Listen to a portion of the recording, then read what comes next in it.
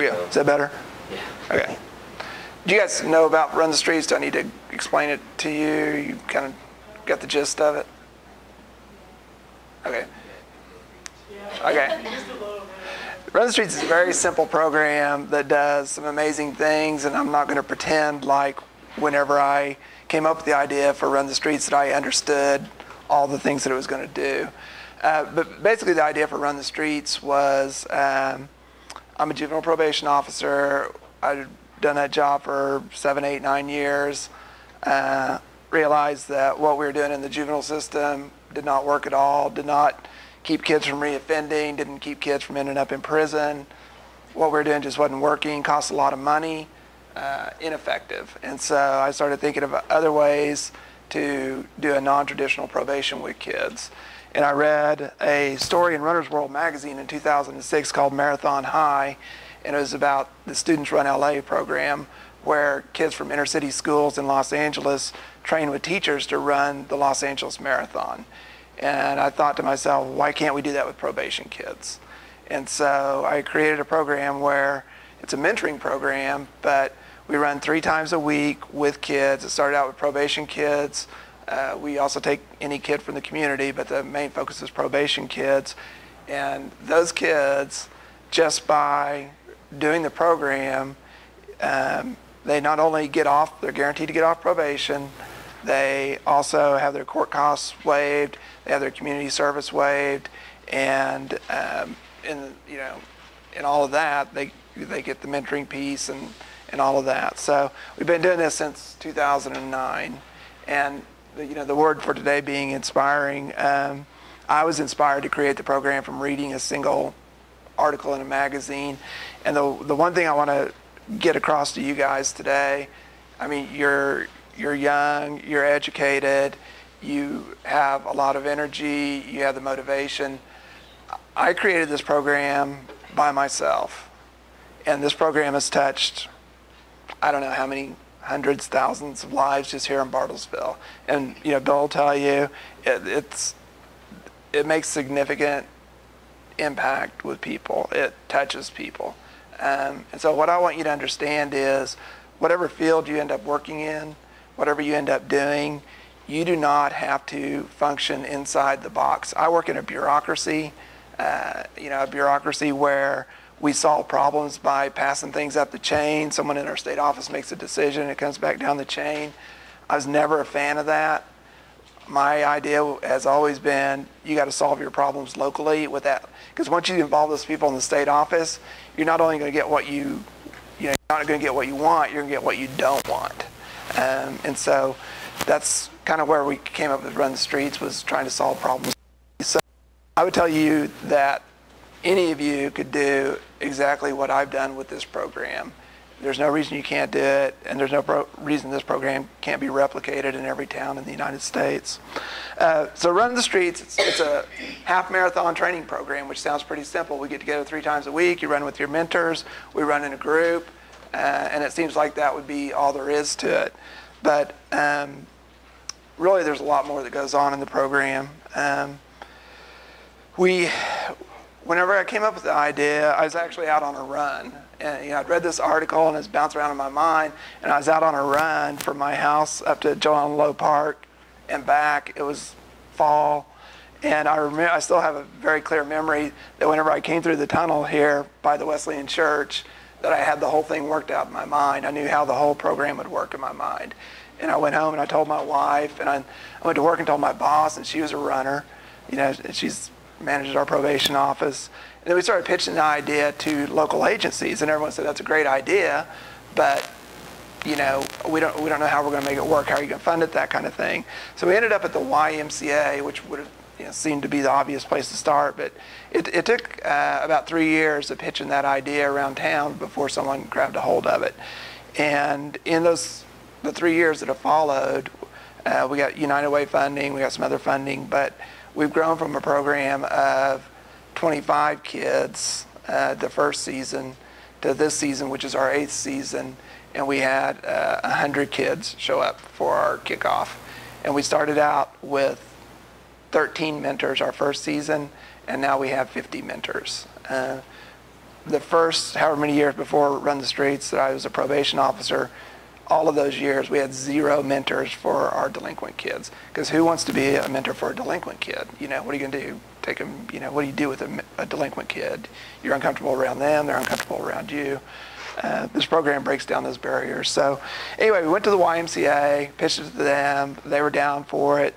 But the problem we ran into with the YMCA, I would have thought I would have run into this problem with our own state bureaucracy, but the problem that we've kind of run into with the YMCA, I think we've pretty much got this resolved, was this is an outside-the-box program. It's a social service program. It's not an athletic program. And the Y kind of has the football program model. They've got a successful football program for little kids, you know, and they want to apply that model to every youth program they have. And they have a paid coordinator. The coordinator has coaches that works for the, you know, or they're volunteers, but they call them coaches. And those coaches work for the coordinator.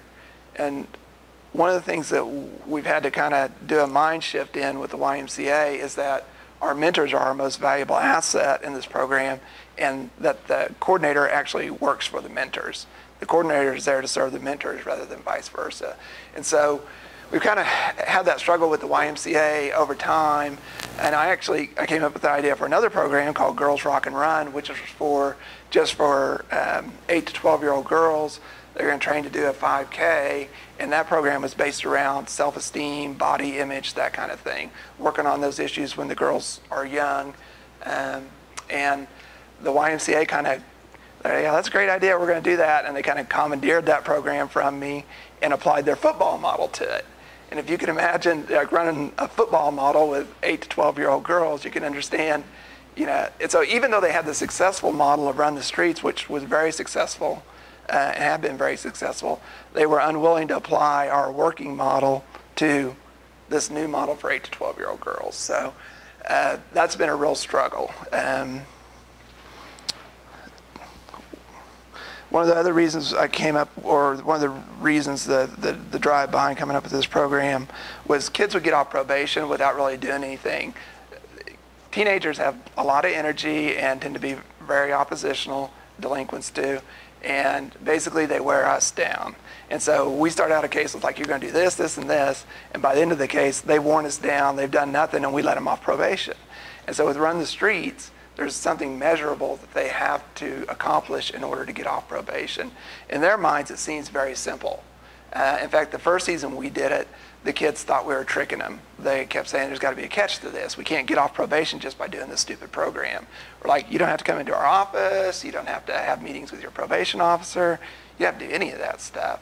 And we got all the way down to they finished the race, the final race. We were having a finish line party, and the kids came to the party, and they're still waiting for the other shoe to drop. And we're like, no, you're done. You're off probation.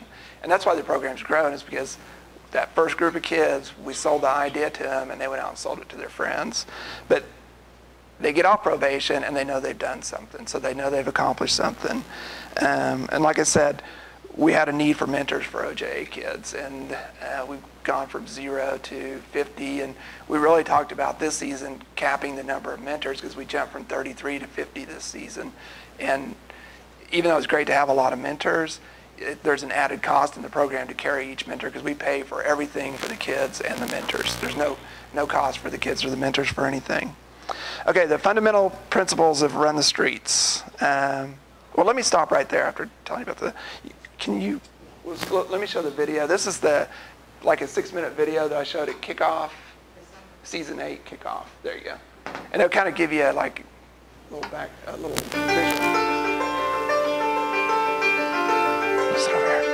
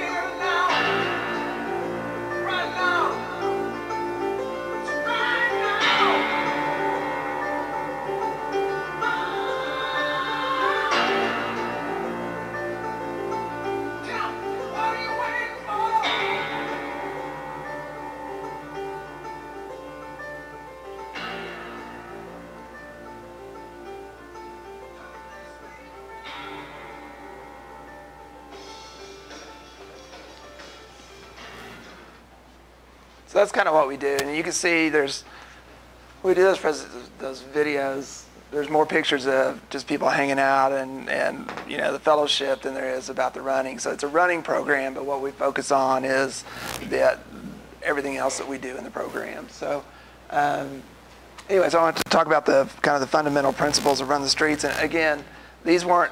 You guys want to put away the cell phones and the other stuff and give our guests the attention to use their earth? That's one of the rules that Run the Streets, by the way. Yeah, the kids can't run with cell phones out on the path.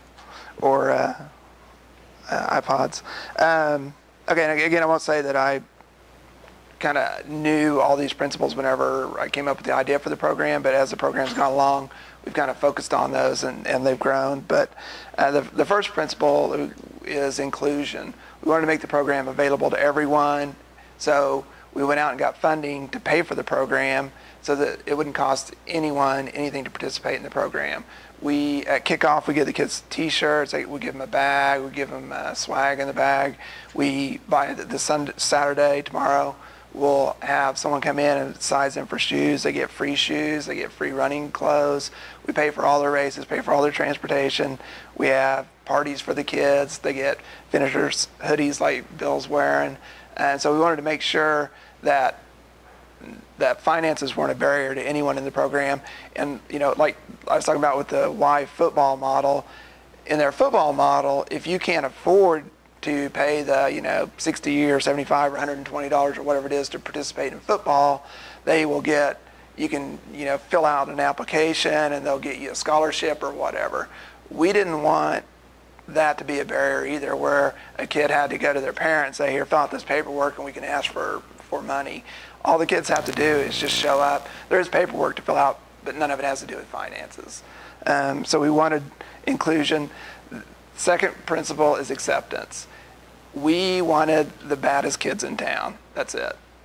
We wanted the kids who are in trouble. We wanted the kids who are kicked out of school. That's who we wanted in our program. If you've participated in sports programs in schools, throughout your youth, you know that if you're smoking weed and you ring the bell on a drug test, you're off the team. Or if you get kicked out of school for, cursing out the teacher, then you might be off the team. In Run the Streets, we're like, give us those kids. Those are the kids we want. And the shocking thing about Run the Streets is that we don't get much of that in the program. Almost never do we have behavior problems from the kids in the program. They may raise holy heck at school and at home, but at Run the Streets, for some reason, we almost never have behavior problems. So the program is built on bring those kids into the program. That's who we want. Now, the doors are open to everyone, and I'll kind of go into the ripple effect of the program here in a minute. But the main thing we do, it's a mentoring program, but it's really a modeling program. And the idea is that the adults model responsibility, commitment, goal setting. We model that for the kids. We don't preach it to them. We don't talk to them about it much. But those kids know that we're going to be there every time we say we're going to be there. We're going to be there on time. We're going to do what we say we're going to do. There's not going to be a bunch of drama in our program. There's no drama between the adults, no arguments, that kind of thing. And the kids who come from unhealthy family systems and unhealthy peer systems just watch that go down. And then as seasons have gone on, the kids who return to the program, and we have a lot of kids who finish probation, get off probation, and come back to the program voluntarily. Anyway, as seasons have gone on, those kids are the leaders in the program, and you get some new kid in the program, and they look at those kids and see how they behave. And they do the work for us, because those kids don't act out, the new kids don't act out. So the adults model and the kids model for each other. Practice, and I think this fits probably with the Circles of Poverty thing. In order to be successful, you have to practice success. And so I'm not just talking about running. I'm talking about showing up when you're supposed to show up, showing up prepared, showing up not hired in a Georgia pine, showing up wearing your running shoes, showing up with the right attitude, that kind of thing. And so since the adults do that and the adults practice that, then the kids start learning how to practice that. And that's how they turn that into achieving goals and being successful adults. I'll give you an example. Last Saturday, we had 75 kids show up, 7:30 in the morning. It's 35 degrees, 40 degrees. So 75 kids, 45 mentors. We all go out and run 3 miles.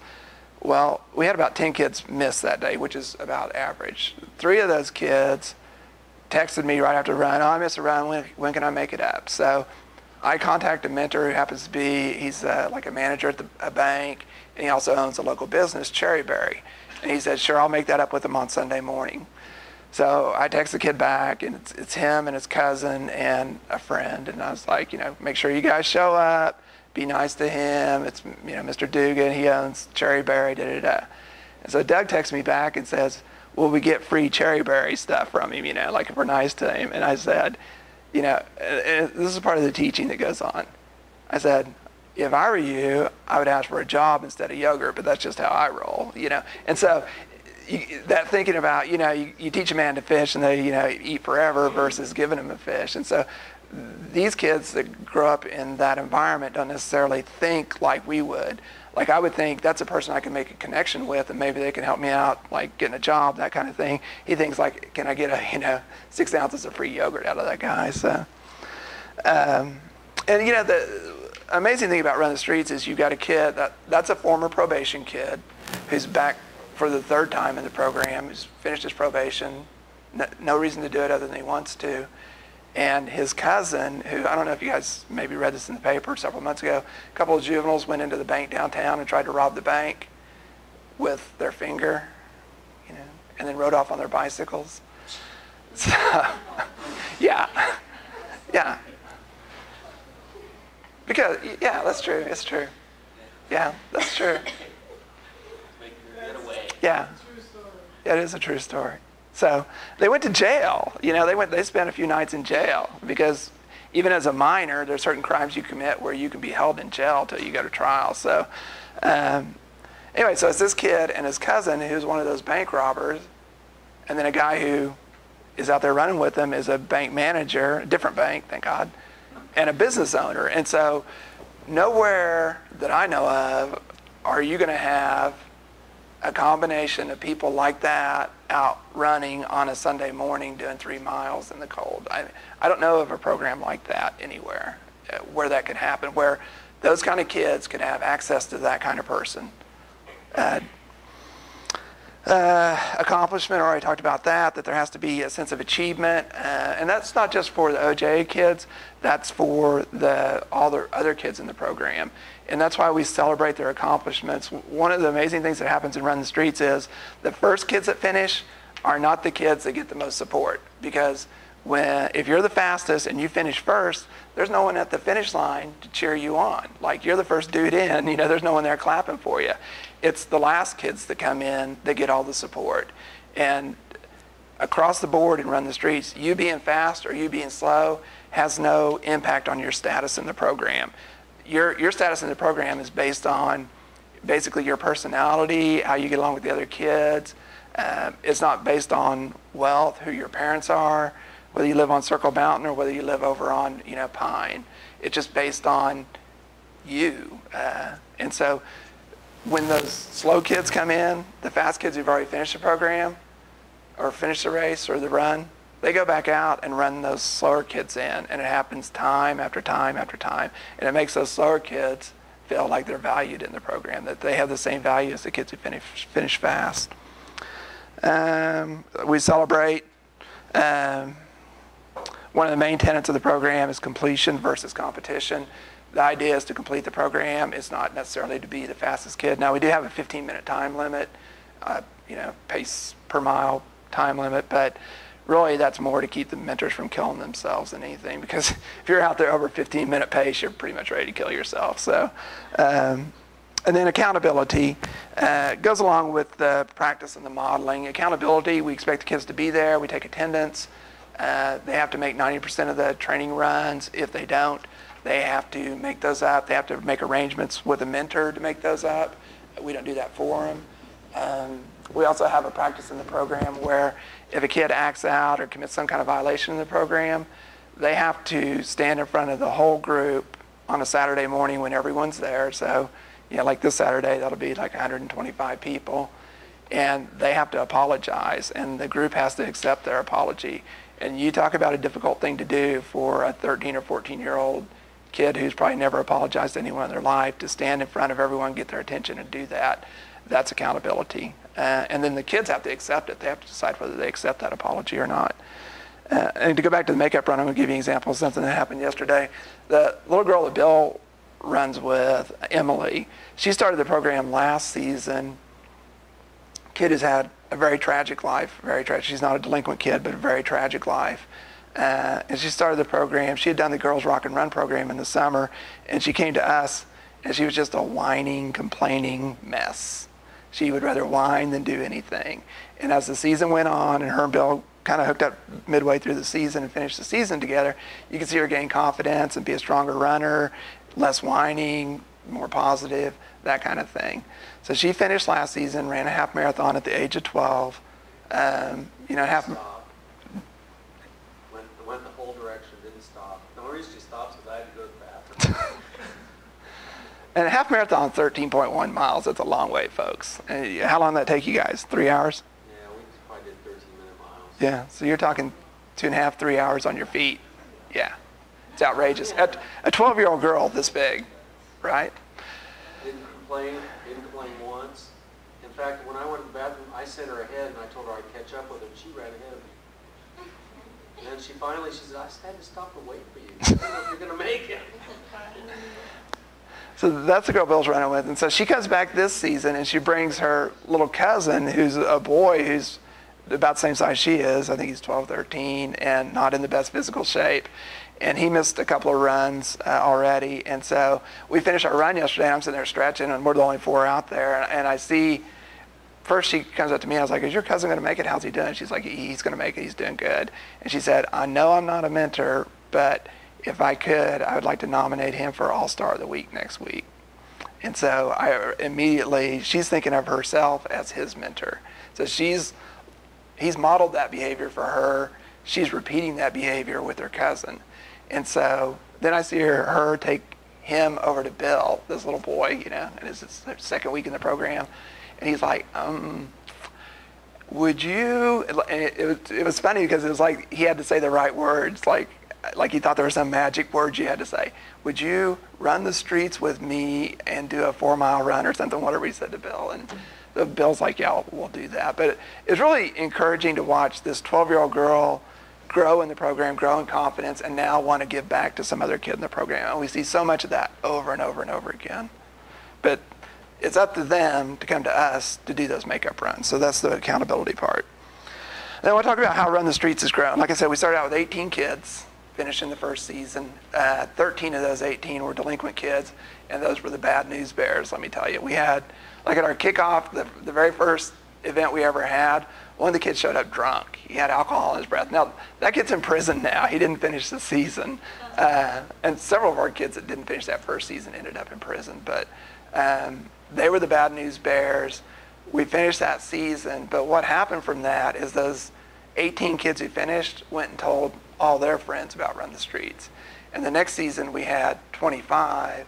Then we had 32. Then we had 35. Da-da-da. Last season, we ended up with 44 kids finishing. And then this season, we had 55 kids sign up. We had their paperwork filled out before we ever did our kickoff event. And so we were talking about capping the program at 72 or 75 kids. So we bumped it up to 85 because we didn't want only 20 slots to be available at kickoff. And we had I think 101 kids signed up at kickoff. And so the program's just grown by word of mouth from those kids. We do a little bit of advertising, but it's really just grown word of mouth.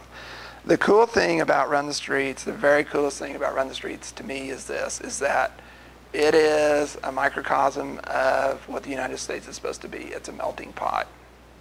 It is delinquent kids, their friends, and their family. That's what the program's grown from. We got 3 main, these interlocking circles of groups of kids, and each one's kind of rippled out from 1 or 2 kids starting.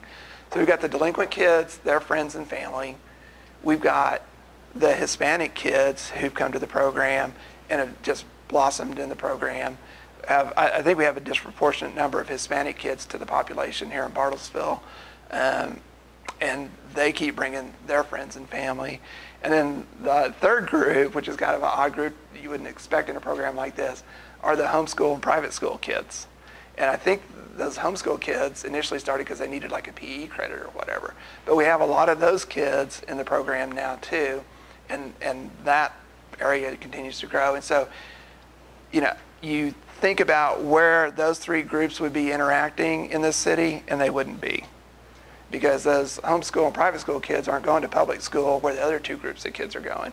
And those delinquent kids sure don't have any friends or who are homeschooled or private schooled unless they're just, homeschooled, meaning you dropped out of school and your parents signed some forms. So that's really been an amazing and impressive part of the program to us, is how it's grown and what kind of kids we attract. And then I'm going to talk about the payoffs of the program. Really, it's a community health project.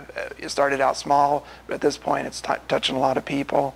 I think just the kids who have finished the program, so that's like 225 kids, 223 kids, have logged almost 40,000 miles of running. And so that's like, we're coming up on our second lap of the circumference of the earth. That's just the finishers. That doesn't include the kids that ran maybe 100 miles and dropped out. Our program breaks down the barriers between class and age. Like I said, we have kids who live on Circle Mountain, and we have kids who live over on Oak. We have kids who are homeless, we have kids who live with relatives, foster kids, delinquent kids, and then we have kids who, go to Wesleyan, Wesleyan school or are homeschooled, that kind of thing.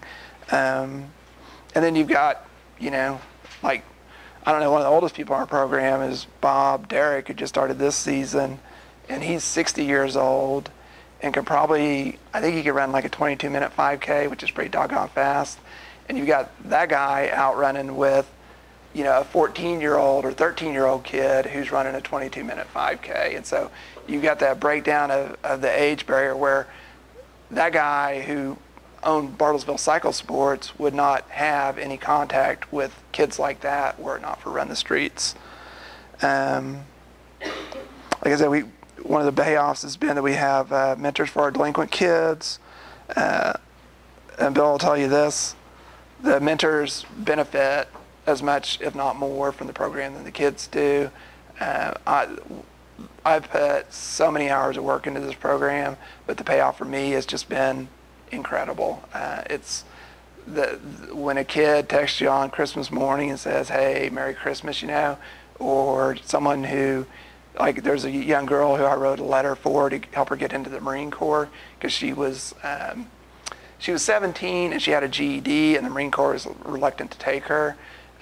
Whenever the kids like that stay in touch with you, or they text you, or like what happened with Bill, where they come up to him and they see him as a resource, the payoff for us is 10 times what the kids get out of the program. And I think that's why we've seen the mentor part of the program grow. We've got people from ConocoPhillips, we've got a district judge, we've had a special judge, we've had a couple assistant DAs, lots of attorneys, a few teachers. Kind of one disappointing area is we only had one law enforcement officer. I would have hoped that we would have had a bunch of law enforcement officers in the program, but we haven't. But anyway, so we benefit from it. There's a recycling of community funds. We're funded by the United Way. When we go run a race, say we run the Shamrock DeVille race that benefits Mary Martha Outreach, we will pay them $2,500 in race fees. So that money goes from us back to another social service agency for them to use. And so it's not just money that's wasted or not just used once, it's used twice in this community. And then the last thing is that this program is easy to replicate, and we've had lots of interest from other communities who want to start the program. I don't think the biggest barrier is having a probation office that wants to invest in the program and buy into it. But there's interest in starting one in Osage County. There's already one in Muskogee. There was a program started in Lexington, Kentucky, and they actually started calling it Run the Streets. And so we wrote them a letter and said, yeah, you can't call your program Run the Streets because we're Run the Streets. But they were doing the same thing we were doing. And then a lady from Florida contacted me and wrote a story about Run the Streets. And she started a program down in Florida. So that kind of ripple effect, that's the thing I want to leave you guys with is no matter where you're working, what you're doing, you could be working in a mindless bureaucracy like I work in, but it doesn't mean that you have to solve problems the way that everyone else solves problems. You can find an outside the box way to solve your problem. You can do it. I'm no different than anyone else. It just took the right set of circumstances and the right amount of energy to get it done. And you can, there's one of those pictures up there was all the Run the Streets kids and the Girls Rock and Run kids from our race last season. And, I think there's 75 of the Girls Rock and Run and like 100 and some of us. And so if you think about kind of a pyramid where it started out with one person and then that flows backwards into how many lives that touches, you can do that. There's no reason you can't. Does anyone have any questions for me?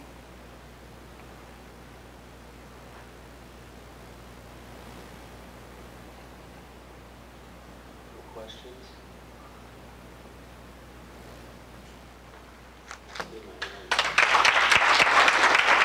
Oh, I brought a few copies of the article that I read that inspired me to do Run the Streets, and so it's called Marathon High, and there's like 6 copies up here if anyone's interested in reading that article. It's a really good article. And what Bob said was right. Once I got involved in this, I've never run more than 3 miles. And it was back when I was jogging 15 years ago. And I ran 13.1 miles last semester, and you couldn't keep me away from it. I mean, I get so much out of it that it just blows me away how much I enjoy it. And I used to run by myself. I don't think I could do it. I took my dogs out over Christmas in between seasons because I wanted to kind of keep up with it. And that was okay, but it wasn't like running with the group and having the people. And this time with 100 kids on Saturday, there was never a time on the path that I was alone. Yeah. There were always people out there, and you'd say, and every time you run by somebody, you say, good job. Everybody's encouraging. It's all encouragement, encouragement, encouragement, encouragement. It just changes how you feel. It's like when I have you guys do New and Good or appreciate.